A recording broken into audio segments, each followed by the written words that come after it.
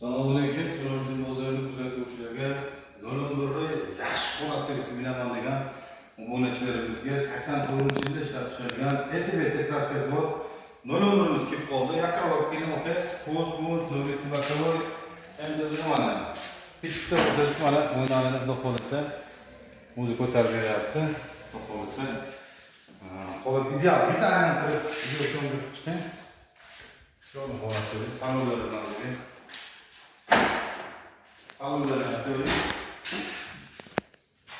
Ideal holatda turibdi salonlari, koja sidina, poliyli qimmatidan, rollar, defektor, magnitofon, kolonka.